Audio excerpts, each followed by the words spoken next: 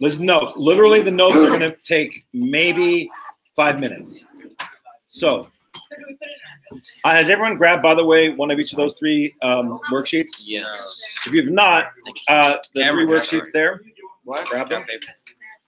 Yeah, And I want you to I'll make sure to get this. I want to point out to you, hey, you're right there in this recording right here. On the board, you're going to see the formula for percent yield, and I want you to write it down. It is percent yield is equal to actual yield divided by theoretical yield times 100. Percent yield is equal to actual yield divided by theoretical yield times 100.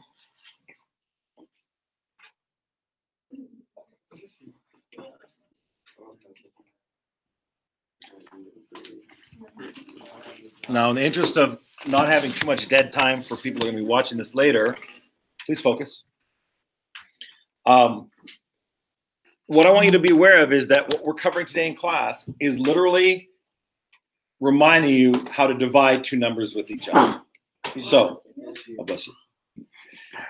Now, if you take a look at the percent yield formula, do you see how there's actual yield on the top and theoretical yield on the bottom? Agree? That theoretical yield, isn't that exactly what you were solving for in your homework last night or homework for today? In fact, all we've been doing up to this point, and let me follow the trajectory. I give you two reactants. Your first job is to figure out the limiting reactant, agree? Once you have the limiting reactant, you figure out the theoretical yield. Great, that's what we did. Well, guess where that goes? That goes underneath in our percent yield problem. So we have the math that we figured out on the bottom. You notice on the top there, next to actual yield, I wrote must be given. So this is what's really cool about percent yield problems. You can never figure out actual yield. You can figure out theoretical yield the way we've been solving. So that means in a problem, if they ever ask you to solve for percent yield, they must give you the actual yield somewhere in the problem to be able to solve for the percent yield. So the question will read something like this. Tell me the percent yield of water. Agree? Now, your job is going to be to figure out the theoretical yield, and they'll usually give you reactants and whatnot. But in order to figure out percent yield, they have to say what the actual yield is. That's how much you'd actually get if you did this lab or you did this experiment. So follow this if you would. The question might literally do this thing, kind of recite it out, like, you know, with those Christmas pageants. I remember at one point in my life, I was letter C. C is for the Christ child, born on Christmas Day. And like, I just spelled that out. So they might say in the question, the actual yield is 3.97 grams. They might actually say that, in which case you're like, check, that's actual yield, and I'll put it in there. But more likely, they're going to say something like this. An experiment was conducted, and it was found that 22.3 grams of water was formed. Or they might even write less than that, and they might say something like 12 grams of water was formed. What is the percent yield? So I want to give you examples of this, and I want you to look in those three worksheets that I had you guys grab. One of them says limiting reactant and percent yield worksheet 1. That one says limiting reactant percent yield worksheet 2, and there's one that says limiting reactant practice 1. I want you to have the one that says limiting reactant percent yield 1. Limiting reactant and percent yield 1. Now, jump down to question number 5, if you would. Limiting reactant and percent yield 1. And in part A, they asked you to solve for the limiting reactant. That's typical to all of our problems, right? You have to solve for limiting reactant before you can solve anything else. But then look in part B. What is that? Can someone who has it in front of them, can you actually read it out, particularly if you're closer to the front right here, so Mike can pick it up? Can someone read me what actually B says? Go ahead, Bianca. If an experiment is conducted and 35 grams of lead iodide 2 are formed, what is the percent yield of lead iodide? Pause. They're asking us for the percent yield, right? What are the two things we have to have for percent yield? Actual yield and theoretical yield. They must give us what? What's their actual yield in this problem? 35. Now, how do they say it again? 35 grams of lead iodide Are formed. So they didn't say the actual yield is, but what you can kind of do is this. Look at a problem, and if there's ever a percent yield problem, glean through the problem itself, and they have to give you the actual yield in some way. Are you with me? Mm-hmm. Let's look at problem number 6. What do they say there? Read it. 57 grams of sodium react with 94 grams of water. But pause right there. Isn't that a typical problem? Here's 2 reactants. And then what? If 25 grams of sodium hydroxide are formed, what is the percent yield? Come on now. We're playing the game called what is the actual yield? 25 grams. They gave it to you there. Now, they didn't say it's the actual yield, but do you understand if they give you a quantity of actual yield, it must, or they give you a quantity of product, that must be your actual yield. Because if you're not figuring it out, that's what you actually got in the problem. Now, your job is going to be to do what we've done all along. And we're going to go over your homework in just a minute. But when you did the homework, if they gave you grams of both reactants, what was your first job immediately? To Convert to moles. Then didn't we use the Jedi trick to divide by the coefficients to determine which is the limiting reactant? Mm-hmm. And then once we had the limiting reactant, didn't we use the mole ratios and whatnot to figure out the theoretical yield or the amount of product? Mm-hmm. That's what we're going to do, just like we did in the homework. That's what we have to do. What they have to do, aka the worksheets, aka me, is I've got to give you the actual yield. Maybe not written as actual yield, but nevertheless, somewhere in the problem. So you know what the entirety of this lesson is? It's simply this. Can you divide a number I'm going to give you by what you've already been solving for in the previous worksheet? That's the level of difficulty. Now, I will point out something to you here. Take a look at the actual equation on the board. Do you see how it says times 100 at the end? Because if you take your actual yield, shouldn't it always be a little bit less at the best than your theoretical yield?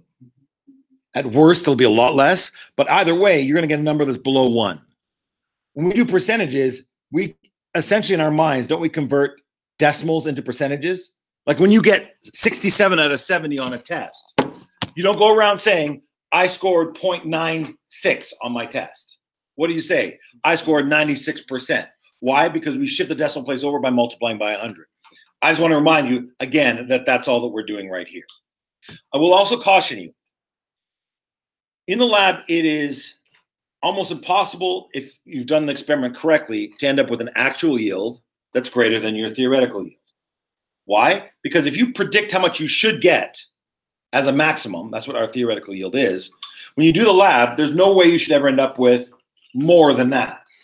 Now, we discovered this a few labs back, or didn't we do something where we had to put stuff in the stove and heat off the water?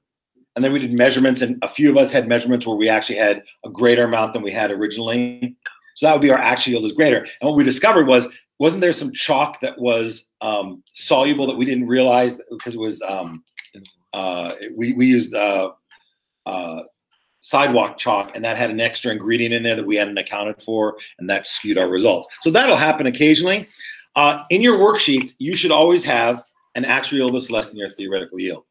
There is one problem, I don't know which worksheet it's on, and if we're lucky, you won't even see it, that I was just doing a worksheet and I was just picking random numbers, and then I solved for them, and I discovered the actual yield was higher, unfortunately, than your theoretical yield. So you're going to see the percent yield is actually going to be higher than 100. When you see that, just ignore that that's happening, because it should always be less than 100%. Any questions for me here? So recap. That's the formula we have to use. Now, what I want you to do is this. I want you to practice on these worksheets I've given you. Now, can you grab me the one that's limiting reactant percent yield, worksheet 1? Please. So I'm going to do this in case you're doing this at home. This worksheet, if you take a look down at problem number 3 even, do you see how they don't give you an equation? They just give you a word equation. So remember like a couple chapters ago where we did a reaction test and we actually were given the word equation, then we have to figure out the products, whatever. That's what they're expecting you to do. If you look down below at 6, 7, and 8, they just give you the word equations only. But because I want you to focus on the math right now, and there's a one-time only deal, unless you look at the video later, is I'm gonna give you the actual formulas, not the balanced equation, but the equation. So if you want to write them down, this may help you. So let's start with number 3. And the equation you want to write down is this: C2H6 plus O2 yields CO2 plus H2O. Number 4. What is it? It's not balanced. You'll have to Yeah, ask your exactly. partner. Yeah.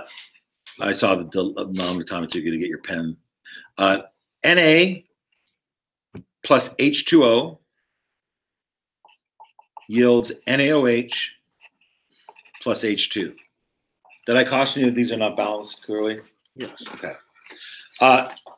For number 5, I give you the equation, but look at number 6. Number 6 has the same equation as number 4. So just use that for both. Number 6. Number 6 has the same equation as 4. Number 7, MgBrO3 in parentheses 2 plus LiOH yields MgOH in parentheses 2 plus LiBrO3. And then lastly,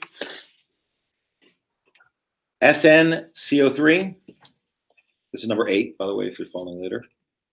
SnCO3 plus ZnC2O4 yields SnC2O4 plus ZnCO3. I also want to point out something to you at number 2. Do you see at number 2A, it says how much excess is there? I don't want you to do that one. So here's what I want you to do in class right now. Number 2A, you don't have to do.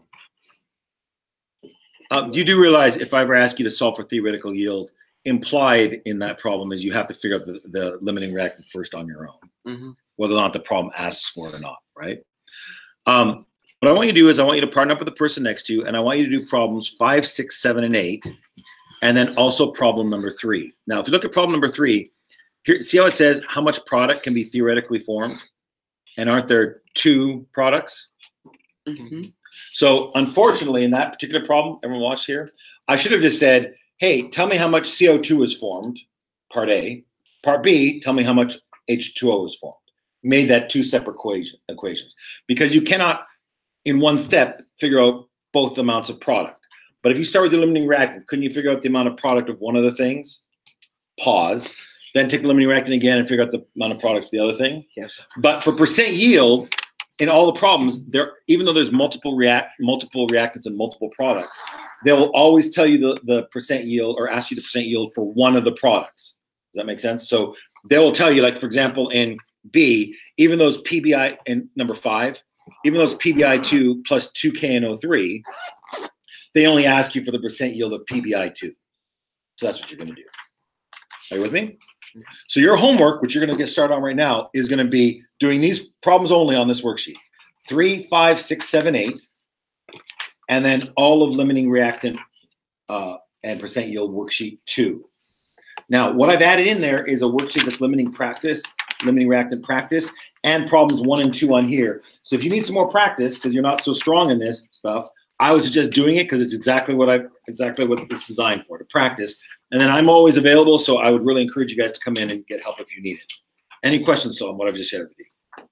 So this is the shortest lecture ever.